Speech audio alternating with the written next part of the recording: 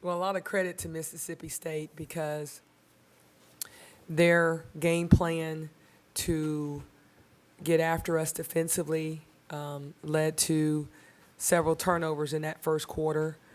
I thought our lack of awareness of where Espinoza was in the first quarter, which is the only what we call green in the starting lineup, really allowed them to get that start and to get going.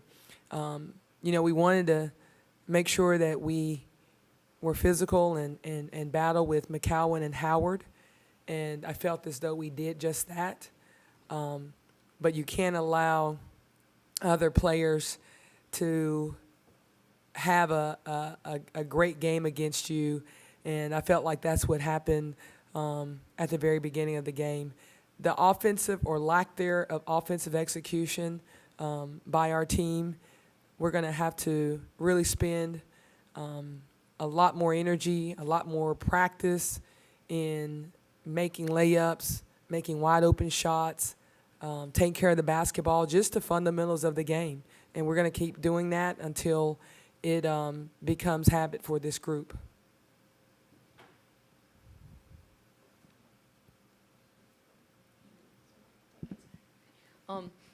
In a game like this, you played really well defensively, but is there a silver lining that you can find? I think this team had moments in the game. I think we did some good things with battling with two really good post players. I think offensively, we've got to get a whole lot better, a whole lot faster. And again, I want to credit Mississippi State's defensive pressure, their presence in the paint, obviously put us into more of a where we had to go to our jump shot, and we weren't successful in doing so.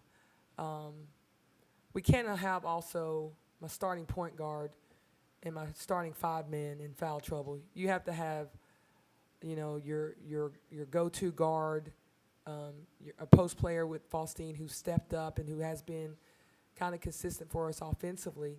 So you don't have her point production, and then you don't have your second leader scorer's point production in this big game.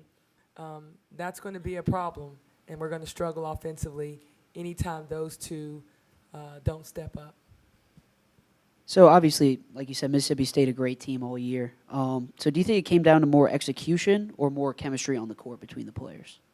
I think this group has got to have a buy-in for each other.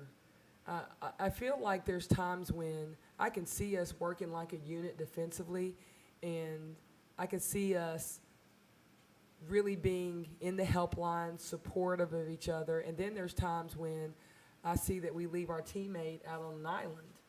And that's definitely the chemistry, that's definitely the buy-in, that's a focus that you have to have night in and night out.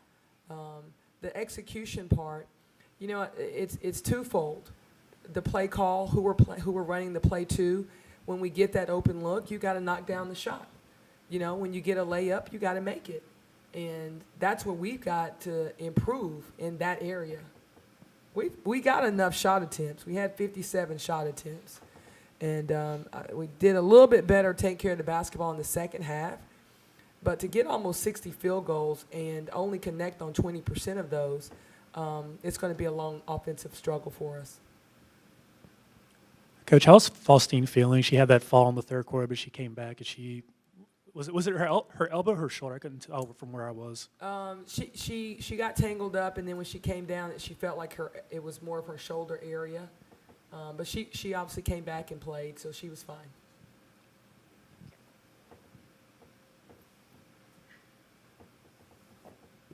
Coach, they were playing those passing lanes really well. I know you kind of talked a little bit about their defense. How do you combat that as a guard player? What was your message going into the game, talking to Shanice and some of your guards, because it seemed like sometimes they were dribbling and kind of got caught out there in the perimeter, kind of dribbling and kind of stuck?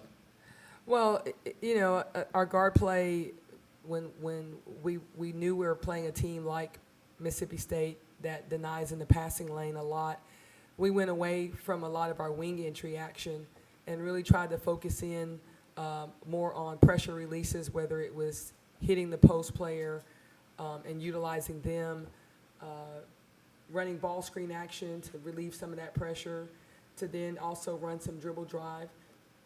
But I thought our turnovers really came in waves there in the first half. In the second half, I thought we did a much better job.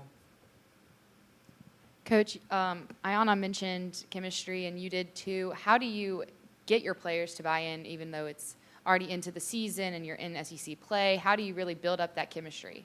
Well, it starts individually.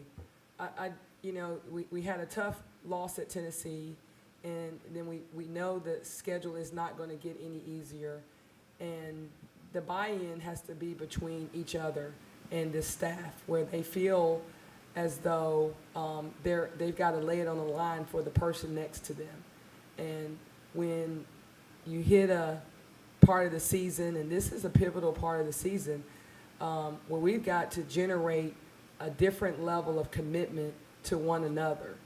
And that's where I'm going to focus in on, as far as to get this turned around in the right direction, is to focus in on the buy-in and the chemistry of our team. Because when we've executed our game plan and we've been on the same page, we've found success.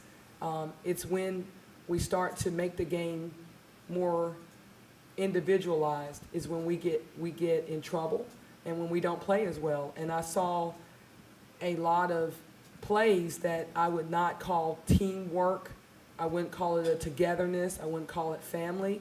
And that's what we got to get back to help our chemistry. We got to start caring about those type of things, of playing like a unit, getting our assist columns up, get back to taking charges, get back to those little small details of the game that don't show up, and don't worry about if your name is highlighted or not. You're just more about the team. And so we got to channel their focus back to that again.